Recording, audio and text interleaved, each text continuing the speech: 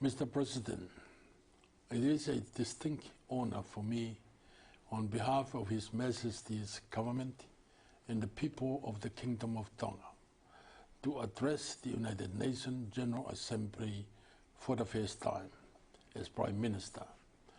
I thank the God Almighty for enabling us the opportunity to meet virtually in the midst of this global pandemic.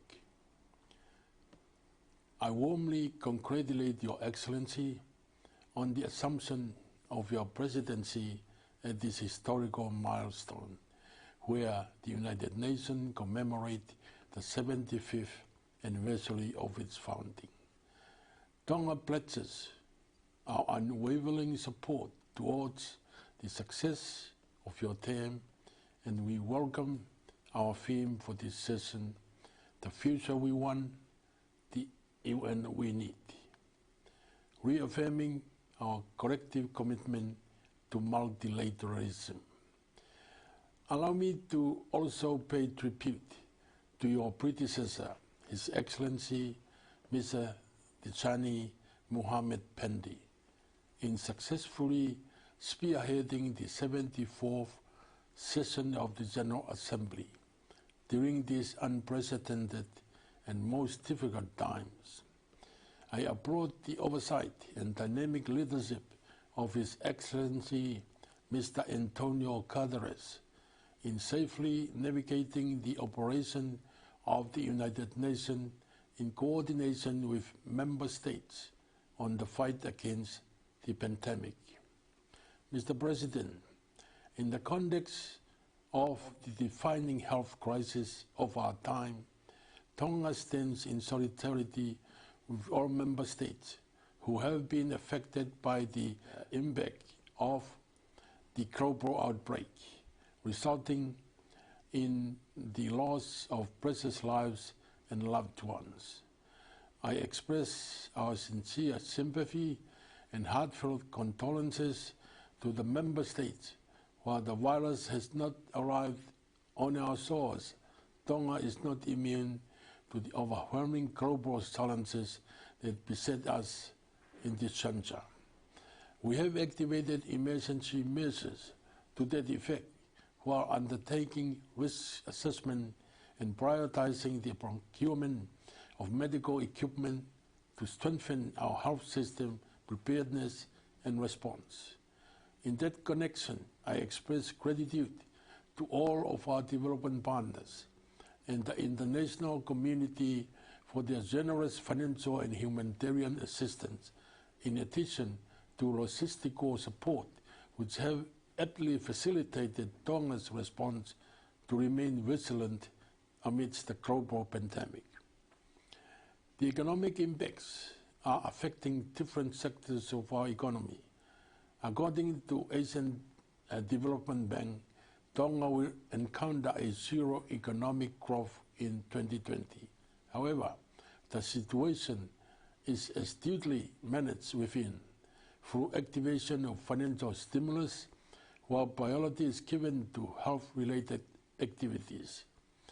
In regard to education, digital divide is made more evident by COVID-19, requiring accelerated solution for the new norm of teaching via internet, radio, and television, considering thousands of students in Tonga that will be affected if education is disrupted by COVID-19 or a similar pandemic in the future. Given the severity of the COVID-19 pandemic, the Pacific Island Forum leaders invoked the Pike Tower and Paul Declaration, pronouncing the pandemic and major crisis to our Pacific peoples and economies. The activation of this declaration has expedited assistance and cooperation between member countries and in cooperation with the international community in response to the COVID-19, including facilitating the timely repatriation of our stranded Tongan people abroad. Mr. President, while small island developing states, including Tonga, contribute to no more than 1% of global greenhouse gas emissions, it is unfortunate that we continue to bear the brunt of this climate injustice. As a result, the Pacific Island countries continue to be imperiled by many tropical cyclones of unprecedented magnitude and destructive in nature. The most recent one was Tropical Cyclone Harold in April of this year, which wreaked havoc on 4 Pacific Island nations, namely Fiji, Solomon Islands, Vanuatu, and my own country, Tonga. This is while we grapple with the distressing effect of the COVID-19 outbreak. Our Pacific Island Forum leaders have consistently echoed the need for urgent climate action in their communique every year for at least the last 30 years. This year marks the 5th year anniversary of the adoption of the Paris Agreement, and it is only befitting for us to capture this historic moment through reaffirming our commitment to achieving the goal of limiting global warming to 1.5 degrees centigrade. Tonga is currently reviewing its nationally determined contribution and its enhanced NDCs.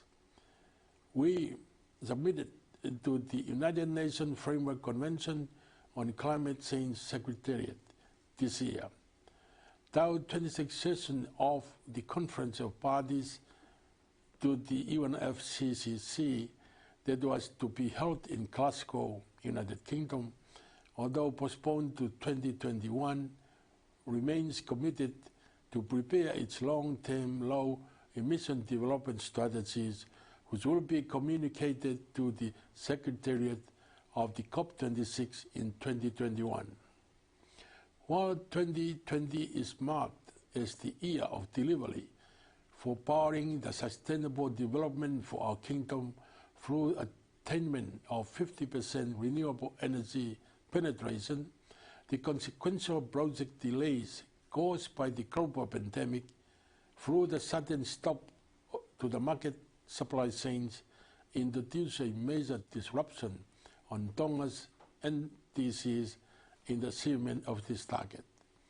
However, agreements that have been signed by way of grant funding, public-private partnership, and the fervent support of development partners will continue to drive Tonga's SDC 7 and its objective through the composition of innovative technologies such as solar, wind, battery, energy storage system, coupled with the network rehabilitation and increased accessibility of electricity to the furthest-most islands of Tonga, called the newest. Mr. President, Tonga continues to recognize the importance of the ocean climate nexus and further continues to note with grave concern of the detrimental impacts of climate change on our marine environment.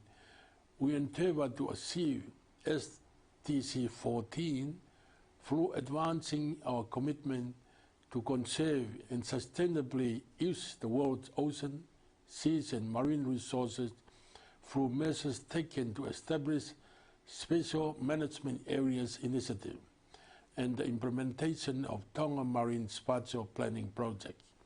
Government has approved the inclusion of a network of 30% marine protected areas for the kingdom. Tonga progresses well in relation to improve fisheries management and the fight against illegal, unreported and unregulated fishing to secure ocean's contribution to food security and the well-being of the country's economy. In the fight against plastic pollution, it is worrisome for Tonga to note the alarming figure of 12 million tonnes of plastic waste that are leaked into our ocean annually. We place great interest in addressing this threat by beginning the process of banning single-use plastics. While this is not only a national and a regional problem, it is also a global problem requiring a global action. Mr. President, while countries around the world are enforcing lockdowns and restrictions in varying degrees in the fight against the COVID-19, it may not occur to many that the ocean plays a pivotal role in this context. According to the United Nations Educational, Scientific and Cultural Organization, the bacteria used to detect the presence of COVID-19 is found in the depths of the ocean. We cannot overemphasize the urgency for action to protect and sustainably use the world's ocean, seas, and marine resources. However, action can only be meaningful and effective if derived from science-based and innovative information and data. We support the proclamation by the United Nations of the Decade of Ocean Science for Sustainable Development from 2021 to 2030, which provides an overarching framework that will allow ocean science to support countries in their sustainable development of the ocean. Mr. President, Tonga maintains that the baselines which presently determine our territorial boundaries once established under the United Nations Convention on the Law of the Sea should remain unchanged, despite effects of sea level rise and climate change modification that might ensue. Our sovereignty will not be compromised to that effect. We continue to support the work of the International Law Commission in the 6th Committee, the much anticipated 4th session of the Intergovernmental Conference on the International Legally Binding Instrument under the United Nations Convention on the Law of the Sea, on the conservation and sustainable use of marine biological diversity of areas beyond national jurisdiction, has been postponed to March 2021, tentatively due to COVID-19 pandemic. We look forward to engagement in this very important process. Tonga is greatly invested in engaging as a state party to the UN Convention on the Law of the Sea in the International Seabed Authority and its continuing work on the draft exploitation regulation with other state parties and stakeholders to ensure agreement on the appropriate balance between the need to conserve, protect, and replenish the environment and to mine the seabed for minerals that will contribute to the sustainable development of Tonga as a small island developing state in the Pacific. Mr. President, Tonga is pleased to have ratified and become a state party to the following convention this year. First, the United Nations Convention Against Corruption. Second, the United Nations Convention on the Recognition and Enforcement of Foreign Arbitral Awards. And thirdly, the International Labour Organization Convention number 182 on the worst forms of child labour. Tonga has greatly implemented recommendations from the Voluntary National Review presented at the High-Level Political Forum in July 2019. This forum remains an integral platform, even more so as we brace to embark on this much anticipated decade of action from 2021 to 2030, geared for accelerated solutions to achieve the implementation of the 2030 Agenda for Sustainable Development.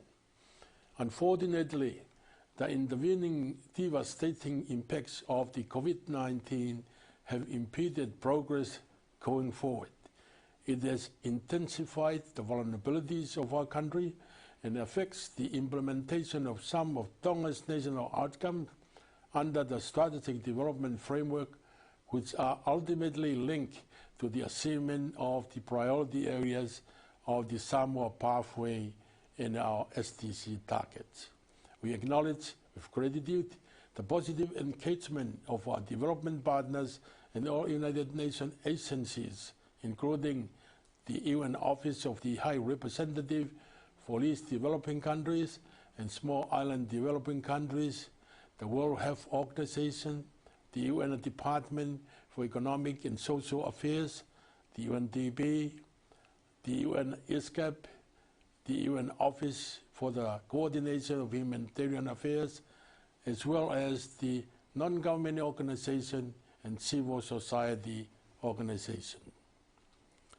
Mr. President, allow me to conclude by reaffirming our commitment to a revitalized post-COVID-19 multilateralism in support of the theme of this session. A multilateralism comprised of global solidarity and cooperation, empathy, inclusivity, and resilience, noting the importance of protecting the vulnerable individuals, addressing inequalities, and ensuring universal access to affordable COVID-19 medical vaccine while building back better and leaving no one behind.